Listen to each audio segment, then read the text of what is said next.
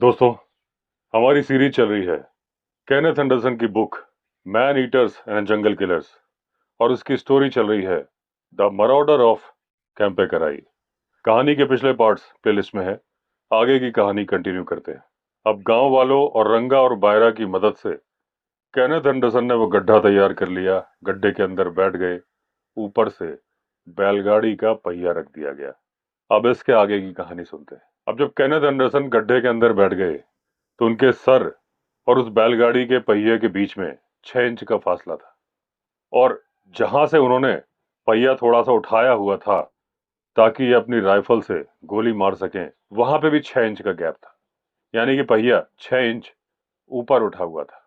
अब जो बैलगाड़ी का पहिया था उसके ऊपर गांव वालों ने बहुत सारे सूखे पत्ते बिखरा दिए। ये पत्ते इसलिए भी बिखराए गए थे ताकि वो बैलगाड़ी का पहिया छिप जाए, और दूसरा कारण ये था अगर टाइगर नजदीक आएगा और उन पत्तों पे पैर रखेगा तो एंडरसन को मालूम चल जाएगा। अब सुरक्षा को ध्यान में रख के केनेथ एंडरसन ने सारे आदमियों को बोला कि तुम लोग एक साथ एक गुट बना के जाओगे गांव में, और जब सुबह वापस आओगे तब भी एक साथ झुंड बना के भीड़ में आओगे। अब केनेथ एंडरसन उस गड्ढे के अंदर बैठे रहते। अब जो वजन बैलगाड़ी के पहिए का था या फिर उसके ऊपर जो पत्थर रख दिए गए थे उसे उठा पाना केनेथ एंडरसन के बस की बात नहीं थी। यानी जब तक गांव वाले आते नहीं, केनेथ एंडरसन गड्ढे से बाहर जाते नहीं। अब करीब 4:30 बजे केनेथ एंडरसन उस जेल में जो कि उन्होंने अपने लिए खुद चुनी थी बैठ गए। ऊपर से पहिया रख दिया गया और उसको पत्थर से ढकने में, प्रॉपर छिपाने में आधा घंटा और लगा। तो जो गांव वाले गए वो 5 बजे गए। यानी कि 5 बजे के बाद केनेथ एंडरसन एकदम अकेले हो गए। अब केनेथ एंडरसन को काफी गर्मी लगने लगी। उन्होंने अपना कोट उतार दिया और वो अपने बाकी कपड़े भी उतार देते, लेकिन वो नहीं चाहते थे कि उनके हिप्स में जो घाव है उनमें मिट्टी चली जाए। अब जो आदमी का पुतला बांधा गया था, जिस तरफ इन्होंने 6 इंच का छेद रखा था, उस तरफ जब ये देख रहे थे तो उन्हें पुतला साफ नजर आ रहा था। जहां पर वो पुतला था उसके ठीक पीछे मेहंदी की झाड़ियां थी, घनी झाड़ियां। अब अचानक से वहां पर कुछ हलचल हुई। केनेथ एंडरसन एकदम अलर्ट हो गए, लेकिन देखा कि ये एक हिरण था। अपने कान हिला हिला के चेक कर रहा था कि वो पुतला, जिसे कि वो आदमी समझ रहा था, कि यहाँ पर ये कर क्या रहा है। अब केनेथ एंडरसन जो कि चुपचाप बैठे थे और उस हिरण को देख रहे थे, क्योंकि हिरण की सुनने की क्षमता बहुत ज्यादा होती है और अगर ये हिलते तो शायद उसे आहट हो जाती। ये हिले नहीं, हिरण को कुछ पता चला नहीं। थोड़ी देर तक वो देखता रहा कि ये पुतला है क्या। जब उसे कुछ समझ में नहीं आया तो उसने सोचा मिट्टी डालो, जो भी होगा देखा जाएगा, और उसके सामने से ही निकला और फिर पहाड़ी की दूसरी तरफ चला गया। और जब वो निकला तो उस पुतले से उस हिरण का डिस्टेंस मात्र 20 फीट था। यानी कि वो हिरण उस पुतले से डर नहीं रहा था, क्योंकि अगर उसकी जगह पर एक इंसान बैठा होता तो अगर वो अपनी पलकें भी झपकाता तो डियर अलार्म करते हुए भाग जाता। अब मोर और मोरनी वहां पर आए। मोर ने अपने पंख खोल के मोरनी को इम्प्रेस किया। मोरनी भी कुछ तारीफ के अंदाज में दिख रही थी कि वाह भाई वाह, क्या बात है। और वो मोरनी बाकी फीमेल की तरह एक आंख इस मोर पर रख रही थी और दूसरी आंख दूसरे मोर को तलाश रही थी। उसके बाद उसे डमी से कुछ खतरा महसूस हुआ। अचानक से पंख फड़फड़ा के उड़ पड़ी, और जो मोर था, जो कि उस मोरनी को इम्प्रेस करने की कोशिश कर रहा था, उसे बड़ा अफसोस हुआ कि ये तो उड़ गई। फिर उसने भी डमी की तरफ देखा। वो समझ गया इसकी वजह से उड़ी है, और फिर वो मोर भी उड़ गया। अब क्योंकि मोर मोरनी से बहुत ज्यादा भारी होता है, क्योंकि उसके पंख इतने सारे होते हैं, उसे उड़ने के लिए बहुत ज्यादा पंख फड़फड़ाने पड़े। उसके पंखों की आवाज जंगल में गूंज गई और उसके बाद वो उन झाड़ियों के ऊपर से उड़ता हुआ आगे चला गया। अब बारी थी जंगली मुर्गों की। वो वहां पे कुकड़ू कू करते हुए आ गए, यहाँ वहां घूमने लगे। अब यहाँ पर दो मुर्गे एक मुर्गी के लिए लड़ने लगे। अब जो मोर और मोरनी उड़ गए थे, उनकी एक कॉल सुनाई दी। यानी कि वो किसी पेड़ पे बैठ गए थे, आपस में विदाई दे रहे थे एक दूसरे को कि जिंदा रहे तो सुबह कल फिर मिलेंगे। अब एंडरसन बोलते हैं कि अगर आपको सौभाग्य मिला है भारत के जंगल में रहने का, तो शाम को चमत्कारिक रूप से बर्ड्स बोलती हैं और फिर बोलना बंद कर देती हैं। ये दिन वाली बर्ड होती हैं और उसके बाद ड्यूटी चेंज हो जाती है। रात वाली बर्ड बोलने लगती हैं, जिसमें होती है नाइटजार भी। नाइटजार जमीन पर पत्थरों पर बैठ के कीड़ों का इंतजार करते हैं और अपना भोजन करते हैं। अब केनेथ एंडरसन एकदम अंधेरे में बैठे थे और वो जो डमी थी, जो कि इमली के पेड़ के नीचे थी, वो भी अंधेरे में ही थी।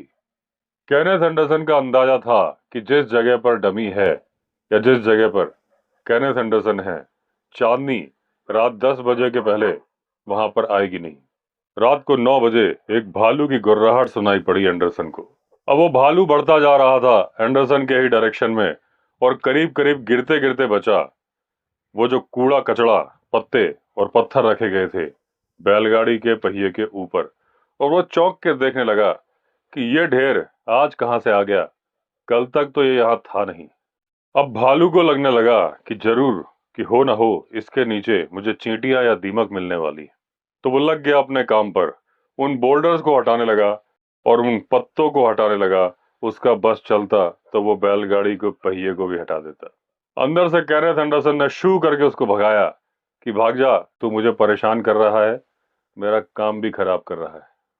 अब भालू चौंक गया। उसने दाएं देखा, बाएं देखा, ऊपर देखा, नीचे देखा कि ये आवाज आई तो आई कहां से। और जब उसे कुछ समझ में नहीं आया तो फिर से अपने काम पे लग गया, यानी कि उन पत्थरों को हटाने वाला काम। अब एंडरसन ने फिर से चिल्लाया, शू की आवाज निकाली तो भालू पत्थरों के ऊपर चढ़ा और बैलगाड़ी के स्पोक के बीच से, जहां से दिखाई दे रहा था, ऊपर से झांक के देखने लगा एंडरसन को कि अच्छा महाराज, तो तुम हो और यहां पर हो। अब वो भालू गुर्राया और उसको देख के एंडरसन भी गुर्राए कि शू भाग जाए यहां से। पहले तो यहां वहां ढूंढने लगा कि अभी बताता हूं तुझे, लेकिन जब उसे कोई रास्ता समझ में नहीं आया कि एंडरसन तक पहुंचने का, तो उसने सोचा मुझसे ना हो पाएगा और उसके बाद वो निकल गया पहाड़ी की तरफ। अभी 10 मिनट ही बीते थे भालू को गए हुए कि एंडरसन को एक भारी भरकम जानवर के नरम गद्देदार पैरों की आवाज सुनाई देने लगी। अब एंडरसन बोलते हैं कि वो जो आवाज होती है उसे ना तो मैं शब्दों में समझा सकता हूं और ना ही अपने पेन से लिख सकता हूं। मैं उसका डिस्क्रिप्शन बता नहीं सकता। जिसने फील किया है वो ही जान सकता है। अगर मैं आपको बता सकता हूं कि ये कैसी आवाज होती है, थोड़ा सा अंदाजा आप लगा सकते हैं कि अगर एक सॉफ्ट कुशन सोफे के ऊपर फेंका जाए। अब टाइगर बिल्कुल साइलेंट तरीके से आ रहा था और जो पत्ते या कबाड़ हमने बिखराया था उसके बीच में शायद ढूंढ ढूंढ के अपने पैर रख रहा था। अब क्या वो टाइगर उस डमी पर अटैक करने जाएगा? क्या वो मेरे सामने से जाएगा? यही विचार मेरे दिमाग में चल रहे थे।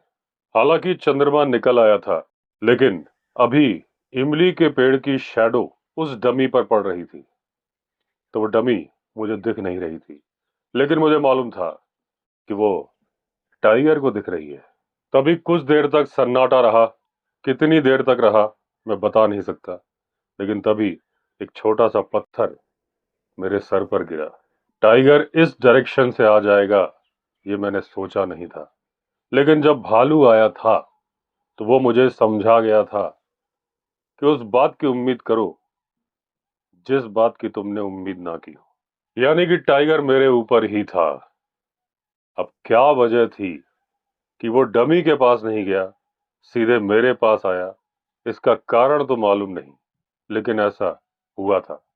शायद दूर से टाइगर भालू को देख रहा था, कैसे भालू पत्थर उलटने की कोशिश कर रहा है और उसके बाद कैसे जल्दी से भाग के चला गया। तो भालू ने ऐसा क्यों किया और ऐसा यहाँ पर क्या है, ये देखने के लिए आया था टाइगर। और टाइगर तो टाइगर होता है। वो समझ चुका था कि जिस तरीके से भालू डरा है, हो ना हो यहाँ पर इंसान है।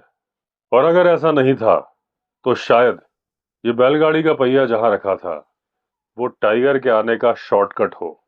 वो डमी की तरफ जा रहा हो और ये पहिया उसके बीच में आ गया हो। अब इसका जो भी कारण था वो छोड़िए, टाइगर मेरे पास आ चुका था और मुझसे केवल 2 गज की दूरी पर था। तभी मुझे टाइगर की सांसों की आवाज सुनाई दी। टाइगर ने एक बोल्डर को क्रॉस किया और जो बैलगाड़ी का पहिया था उसके स्पोक के बीच से मुझे झांक के देखा। अब जब टाइगर ने ऊपर से झांका तो जल्दी से केनेथ एंडरसन ने अपनी राइफल को घुमाया, ऊपर लाने की कोशिश की, लेकिन जैसा कि ये पहले ही बता चुके हैं कि वो छेद, गड्ढा जिसमें बैठे थे 4x4 का था, तो ये बिल्कुल इम्पॉसिबल था कि राइफल को ऊपर उठा के गोली मारी जा सके। 60 डिग्री से ज्यादा एंगल बनाया जा सकता नहीं था। अब जब 60 डिग्री का एंगल बना के बंदूक की नाल को उठाया गया तो टाइगर उसकी रेंज में नहीं था और बंदूक की बट जमीन पे अटक चुकी थी और ऊपर उठा सकते नहीं थे। टाइगर ने वो सब नहीं किया जो कि भालू ने किया था, यानी कि पत्थरों को पलटने की कोशिश और उसके बाद खुद भाग गया था। टाइगर आराम से देखता रहा, एक गुर्राहट निकाली और वहीं पर था। अब टाइगर ने अपने फेफड़ों में हवा भर के पूरी ताकत से 2 गुर्राहट निकाली, अपने पंजों से उस बैलगाड़ी के पहिए को उठाने की कोशिश करने लगा, यानी कि वो मुझ तक पहुंचना चाहता था। अब उसने अपना पैर स्पोक के बीच से डालने की कोशिश की और एंडरसन को मालूम था कि अगर मैं उन नाखूनों के कांटेक्ट में आ गया तो ये मेरे चेहरे के चीथड़े उड़ा देगा। अब एंडरसन पूरी ताकत से नीचे होते गए, जितना नीचे ये हो सकते थे। बंदूक की नाल को टाइगर की तरफ घुमाने की ये पुरजोर कोशिश कर रहे थे, लेकिन वो थी कि घूम ही नहीं रही थी। अब टाइगर पूरे तरीके से बैलगाड़ी के पहिए के ऊपर आ चुका था। तब तक मेरी बंदूक भी थोड़ी घूम गई थी और शायद टाइगर का कंधा उसके निशाने पर था और मैंने ट्रिगर दबा दिया। अब उस छोटे से गड्ढे के अंदर जो धमाका हुआ वो गजब का था। टाइगर ने कलाबाजी खाई पीछे की तरफ।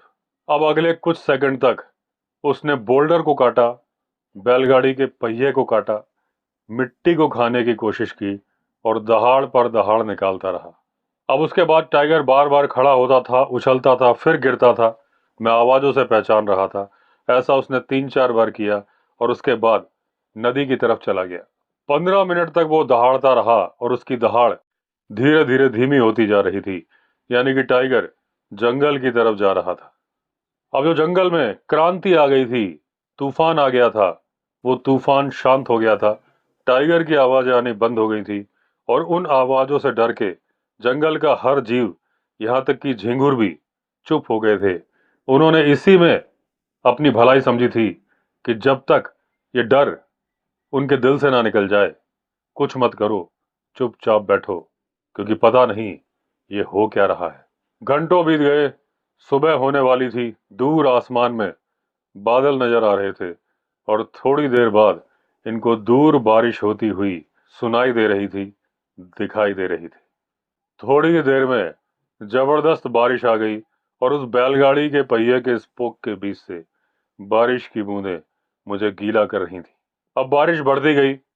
मैं बुरी तरह से भीग चुका था और उस गड्ढे में चारों तरफ से पानी अंदर भर रहा था। अब एंडरसन घबराने लगे थे। ये समझ चुके थे कि इन्होंने नदी के किनारे गड्ढा बनाया है। बारिश के पानी से ये नदी भर जाएगी। नदी भर के उस जगह पर भी आ जाएगी जहां पर ये गड्ढा है, और ये जिस तरह से चूहे के बिल में पानी भर जाता है वैसे ही पानी में डूब जाएंगे, क्योंकि बैलगाड़ी का पहिया ये उठा नहीं सकते थे। अब डर के मारे इन्होंने पूरी ताकत से उस बैलगाड़ी के पहिए को उठाना शुरू किया। वो पहिया 1 इंच भी नहीं हिला। इनके रखवाले, इनके दोस्तों ने इतनी ज्यादा सुरक्षा की थी कि टाइगर किसी भी हाल में उसे उठा ना पाए। अब कंडीशन ये थी कि ये खुद फंस के रह गए थे, पहिए को उठा नहीं पा रहे थे। आसपास के जितने भारी भरकम बोल्डर थे, इनके साथियों ने वो लाके रखे थे पहिए के ऊपर। अब जब मुझे लगा कि राइफल मैं आराम से स्पोक के बीच से निकाल सकता हूं, तो मैंने आधी राइफल निकाल के खड़ी कर दी। उसके बाद साइड से हल्का हल्का गड्ढा खोदना शुरू किया और जहां पर वो 6 इंच की ओपनिंग थी राइफल निकालने के लिए, वहां से और मिट्टी हटानी शुरू करी और धीरे धीरे सरक सरक के एंडरसन उस गड्ढे से बाहर निकल आए। अब जब बाहर निकल आए तो उन्हें यह नहीं मालूम था कि टाइगर कितनी दूर है।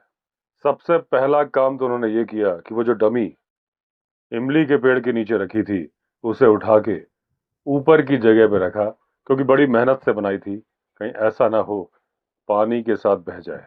अब उसके बाद एंडरसन ने उस स्ट्रीम को क्रॉस किया और चल पड़े कैंपे कराई की तरफ। जब वे रास्ते में जा रहे थे तो पानी जो वाटरफॉल की तरह से गिरता था उसकी आवाज आ रही थी, यानी कि स्ट्रीम का पानी बढ़ने जा रहा था। और अगर समय रहते एंडरसन उस गड्ढे से नहीं निकले होते तो जैसा कि उन्होंने सोचा था कि बिल में जिस तरह से चूहा पानी से घिर जाता है वैसे ही एंडरसन घिर जाते। अब धीरे धीरे एंडरसन देख रहे थे नदी में पानी बढ़ रहा था, लकड़ियां बह के आ रही थी, बहुत सारा सामान बह के आ रहा था। और उसके बाद वो जगह जहां वो बैलगाड़ी का पहिया रखा था, यानी कि जिस गड्ढे में एंडरसन बैठे थे, उसको पानी ने कवर कर लिया। और धीरे धीरे पानी के फ्लो में वो बैलगाड़ी का पहिया बहने लगा। अब केनेथ एंडरसन ऊपर वाले का शुक्र मना रहे थे कि समय रहते वो गड्ढे से बाहर निकल आए थे। अब ये आगे बढ़ते जा रहे थे कैंपे कराई की तरफ, और इन्हें कोई दूसरी आवाज अब सुनाई देनी नहीं थी, क्योंकि पानी की आवाज इतनी जोरदार थी। अब गुप्त अंधेरा था और एंडरसन जब टॉर्च की रोशनी मार रहे थे तो एक सर्किल सा दिखाई दे रहा था, क्योंकि टॉर्च की रोशनी पानी पर ही पड़ रही थी। इन्हें रास्ते में दो स्ट्रीम्स और क्रॉस करनी पड़ी, लेकिन वो स्ट्रीम्स पहले वाली स्ट्रीम से कम थी, लेकिन सारी की सारी स्ट्रीम्स में जबरदस्त पानी यानी कि बाढ़ आ रही थी। अब एंडरसन कैंपे कराई की तरफ जाते वक्त आधे रास्ते पर ही पहुंचे थे कि इन्हें दूर से चमकती हुई एक लाइट नजर आई। पास जाने पर मालूम चला ये वो टीम थी जिसमें रंगा और बायरा थे। ये लोग एंडरसन को लेने ही आ रहे थे।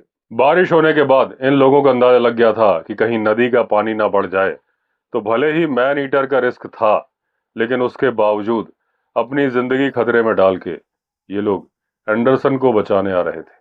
अब अगले दिन सुबह एंडरसन और उनके साथी वापस उस जगह पे आए जहां कल रात को ये एडवेंचर कर रहे थे। नदियां अभी भी उफान पे थी, लेकिन पानी जो 4 फीट का हो गया था अब 2 फीट का था, लेकिन सूरज जगमगा रहा था।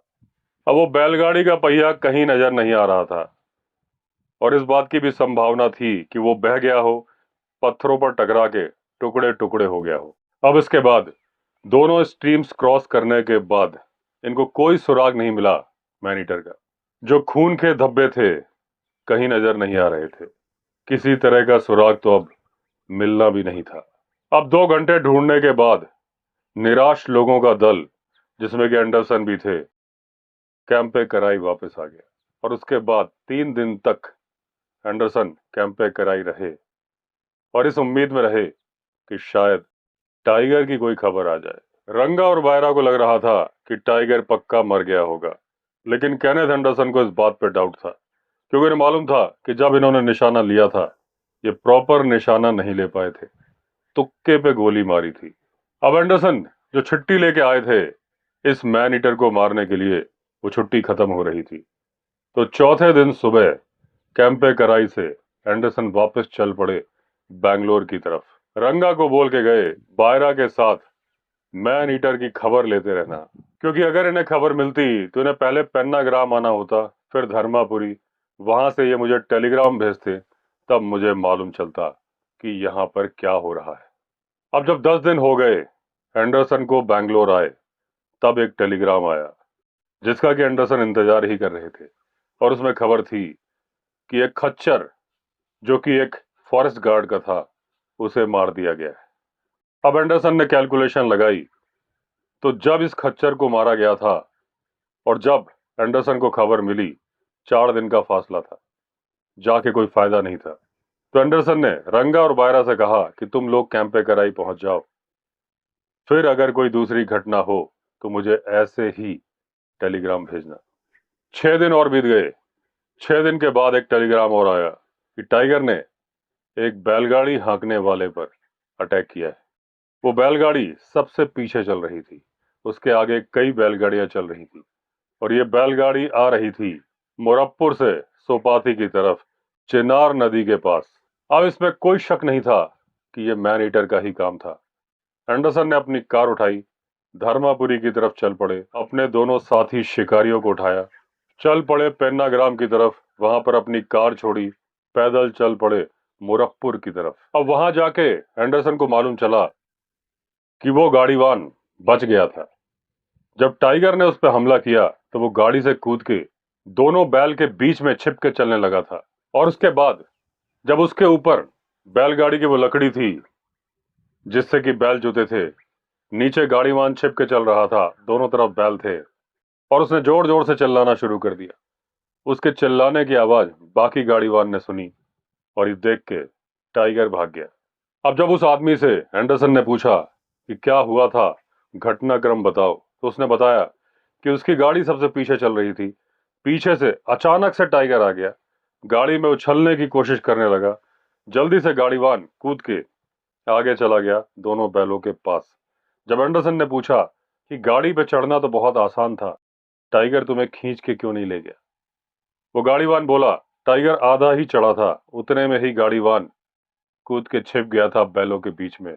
उसके बाद टाइगर ने क्या किया उसे नहीं मालूम। अब पीछे से एक दूसरी टीम आई सोपाथी से और उन्होंने बताया कि उन्हें फ्रेश टाइगर के पग मार्क मिले हैं चिनार नदी के पास में।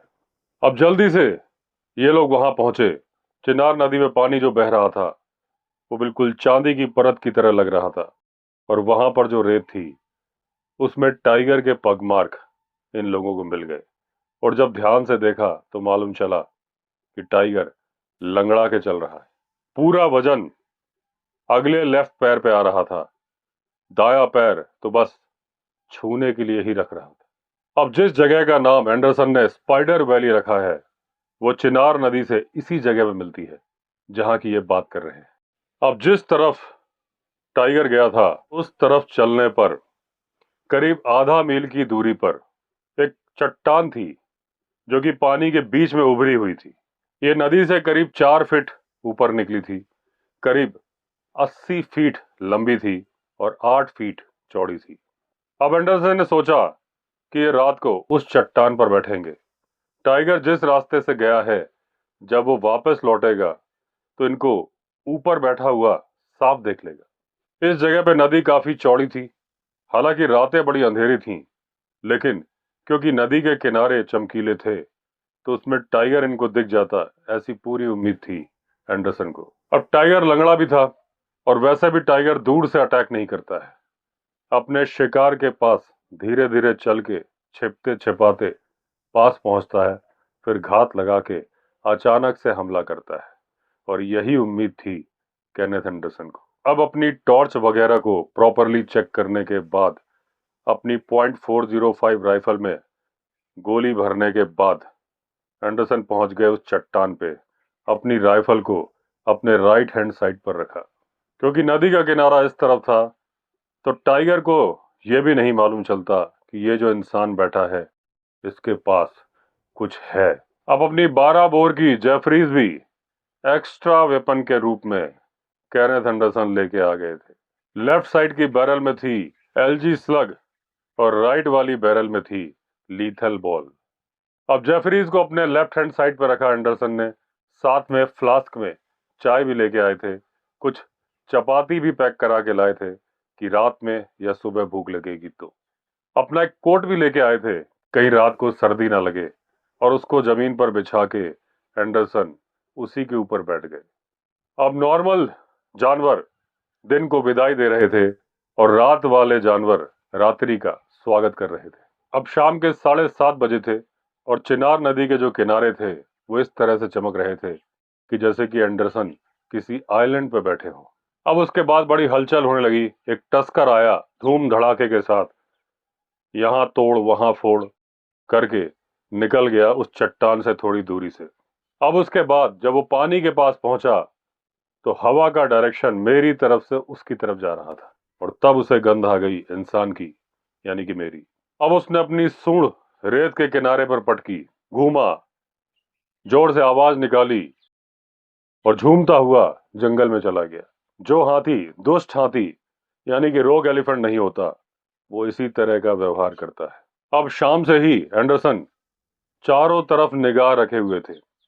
रात के 11 बजे वो अंदाजा ले रहे थे तो उन्हें कुछ दिखा तो नहीं, लेकिन महसूस हुआ, ऐसा लगा जैसे कोई हलचल हुई हो। इनको रेत पे कुछ साया सा नजर आया। थोड़ी देर तक तो साया था, दोबारा देखने की कोशिश की तो वो वहां पर नहीं था। अब एंडरसन को अपने आप पे हंसी आने लगी कि या तो मेरी आंखें थक गई हैं और या फिर मेरी आंखें खेल रही हैं मेरे ही साथ खेल। अब दोबारा वो साया नजर आया और इस बार नजदीक था, जहां पिछली बार दिखा था। यानी जो रेतीला किनारा था और वो चट्टान जिस पर एंडरसन बैठे थे, उस तरफ वो साया बढ़ रहा था। अब एंडरसन दूसरे किसी किनारे की तरफ देखने का खतरा नहीं उठा सकते थे, जब तक कि जांच पड़ताल न हो जाए कि ये साया क्या है। वो साया धीरे धीरे पानी में आने की कोशिश कर रहा था, लेकिन आवाज नहीं कर रहा था।